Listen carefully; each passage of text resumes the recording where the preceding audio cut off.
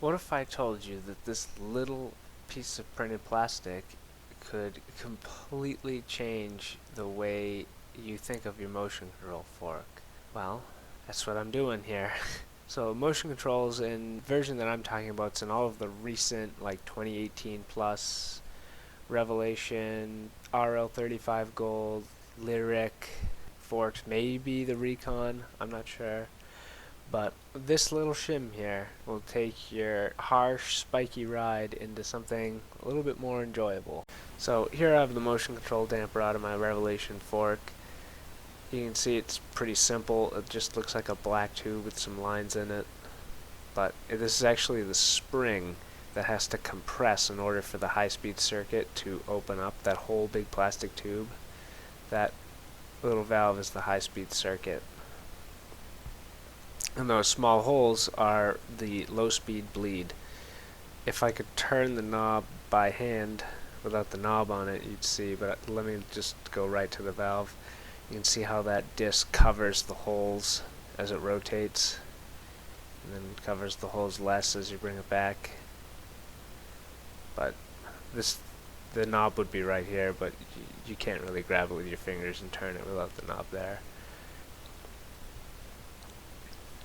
So in order for this to actually work, let me open it up so you can see the little silver piece comes all the way through. There's where my shim is that I added. It's very thin. It's like less than 10 thou. But that piece there has to touch on that blue rod in the damper body in order for the high-speed circuit to open. And it's not moving. You can't deflect it by hand. It's hundreds of pounds of force to get that to move. So you can see it's a spring, and those tight areas there where the cross section gets thin gets stressed a lot as this moves, and these break. The whole cartridge will break eventually. It's a fairly common failure. People that ride these hard, every couple of years they just break one, and it's terrible. So righty loosey, lefty tighty here. It's a left-hand thread, and this shaft twists to open and close the low-speed recoil compression, and on the older ones it wasn't pinned, as you can see at the top there, into the system, and that rod could be threaded in and out, either externally adjustable or internally adjustable, to change where the high speed opened. So that's basically what the shims allow you to do, is change that opening amount. Let me just put this back together so I don't lose it. Lefty tighty. Gets me every time. So now you can see where that plunger has to hit that blue rod before everything can open up, and that's where the shim comes in. It just takes up a little bit of slack.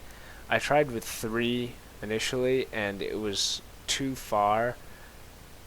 Like, even without being in lockout or anything, you'd get that squishy sound like if your bike was locked out and you hit a really big bump.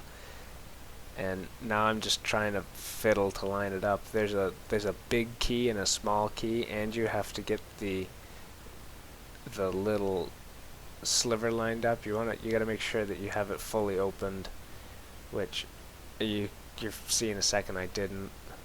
Still, it's hard if you don't have it all lined up when you first put it in. You really can't twist it. Nope, I got it in wrong. You stupid. It's 180 degrees out. Open it all the way up. Ah, that's not right. Gotta make sure this is all the way open. Use the screwdriver or the knob.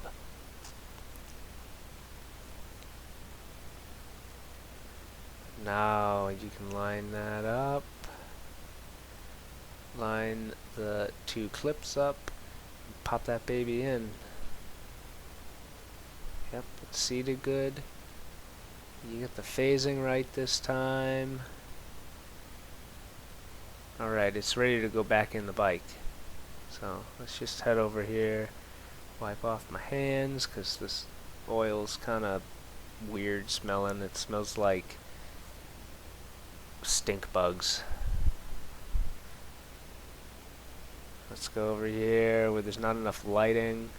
Just wiggle that thing in. Yep, come on. Get in there. Alright. So you're going to need to take your socket and grind the chamfers off. Don't mind my slippers.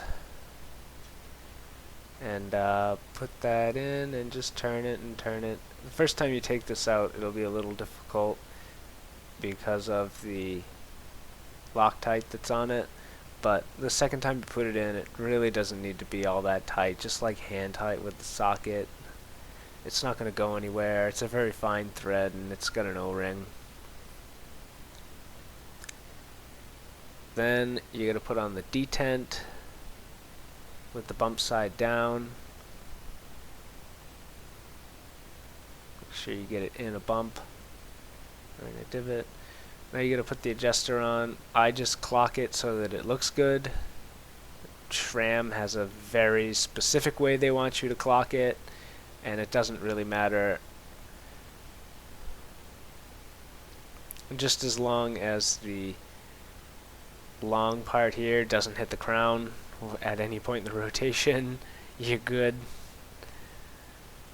And this screw is pretty soft and the Allen socket's pretty shallow, so it's hard to not waller it out. Mine's all wallered out because I took this apart a few times to get this all figured out. So I'm having a bit of a struggle with the Allen key, but now it's good.